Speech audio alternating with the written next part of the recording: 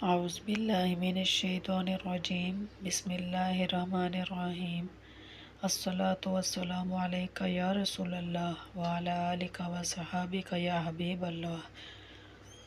آج جہاں ہم غم اور رنجشوں، دکھوں اور صدموں کے دریا میں سفر کر رہے ہیں اور کچھ سجائی نہیں دیتا کہ ہم کہاں جائیں، کس رخ پر چلیں، کہاں جا کے اپنی پریشانیاں ہماری ختم ہوں، تو پریشانی کا عالم اس میں ہمیں چاہیے کہ ہم اللہ سے ہم کلام ہوں، اللہ سے مراد اختیار کریں، تو اس سے جلد ہم اس کٹھن دشوار مرحلے کو عبور کر سکتے ہیں۔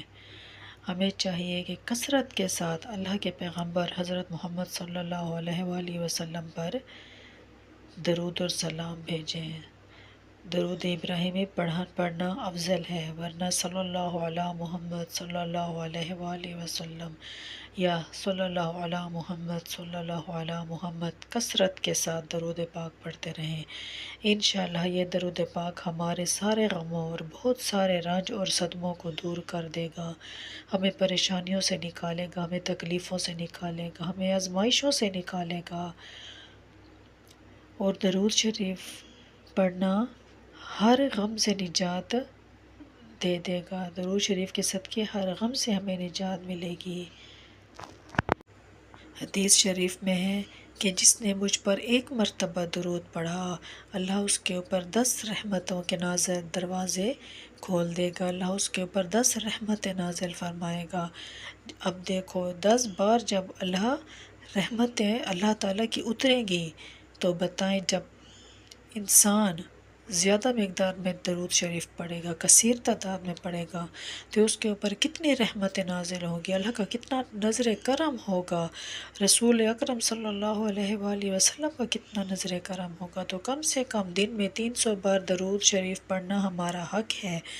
ایک حدیث میں ہے کہ آپ صلی اللہ علیہ وآلہ وسلم نے فرمایا، جو کثرت سے مجھ پر درود پڑھتا ہے وہ روز محشر میرے ساتھ ایسے ہوتا ہے، 2 انگلیاں ملائیں اور کہا کہ میرے ساتھ درود شریف پڑھنے والا بندہ ایسے ٹھہرے گا۔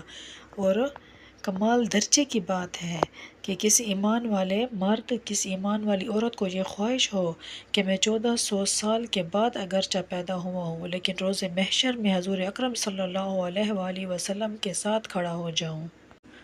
تو یہ ایک وظیفہ ہے کہ وہ کثرت سے مجھ پر درود پڑھے، اللہ روز محشر اس کو میرے ساتھ کھڑا کر دے گا، اور کثرت سے درود شریف پڑھنے والے کو میرے ساتھ کھڑا کرے گا۔ درود شریف کیا ہے؟ مثلا صلی اللہ علیہ وآلہ وسلم پڑھ لے، صلی اللہ علیہ وآلہ وسلم پڑھ لے، صلی اللہ علی محمد پڑھ لے، اللہم صلی علی محمد وعلی آل محمد وبارک وسلم پڑھ لے۔ گلدستہ تفسیر کے اندر ایک حدیث منقول ہے کہ درود تو کثرت سے پڑھنا چاہیے۔ ایک گلدستہ تفسیر کے اندر حدیث منقول ہے کہ آپ صلی اللہ علیہ وآلہ وسلم نے فرمایا، ہر مسلمان مرد عورت، بچہ ہو یا بوڑھا ہو، جوان ہو یا بادشاہ ہو، فقیر ہو، وزیر ہو یا امیر ہو، تندرست ہو یا بیمار ہو، جھونپڑی میں رہنے والا ہو، جو بھی ہو، اللہ تعالیٰ نے اس کے ہونٹوں کے اوپر 2 فرشتے مقرر کر رکھے ہیں، جن کا کام نہ تسبیح ہے، نہ تقدیس ہے، نہ تحلیل ہے۔ اللہ ان 2 فرشتوں کا کام کیا ہے کہ آپ کے منہ پر بھی بیٹھیں اور میرے منہ پر بھی بیٹھیں۔ فرمایا ان 2 فرشتوں کی ڈیوٹی یہ ہے کہ جب بھی ان ہونٹوں سے درود نکلے، درود پاک نکلے، تو وہ گنبد خضرا پر پہنچا دو۔ تو ہمیں تو چاہیے کہ ہم کثرت سے درود پڑھیں، صلی اللہ علیہ وآلہ وسلم، صلی اللہ علی محمد، اللہم صلی علی محمد وعلی آل محمد وبارک وسلم تسلیما۔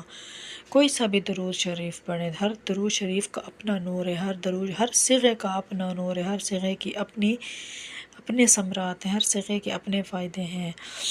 تو درود شریف ہم پر اللہ تعالیٰ کی رحمتوں کو نزول کا سبب بنتا ہے۔ اللہ تبارک و تعالیٰ ہمیں کثرت سے درود شریف پڑھنے والا بنائے۔ انشاءاللہ کبھی ہمارے غموں سے نجات ہو جائے، صدموں سے نجات ہو جائے، بیماریوں سے نجات ہو جائے، ان تکلیفوں سے نجات ہو جائے، استغفار پڑھیں، کثرت کے ساتھ استغفار پڑھیں، استغفر اللہ استغفر اللہ استغفر اللہ۔ انشاءاللہ اس کی برکات آپ کے سامنے آئیں گی، آپ کی زندگی میں میریکلز ہوں گے۔ درود شریف کو اپنی زندگی کا حصہ بنائیں، انشاءاللہ آپ کے تمام مشکلات، تمام پریشانیاں، تمام تکلیف دور ہو جائیں گی۔ جب آپ استغفار اور درود شریف کو کثرت کے ساتھ پڑھیں تو آپ آخر میں ان کو ہدیہ ضرور کریں۔ حضرت محمد صلی اللہ علیہ وآلہ وسلم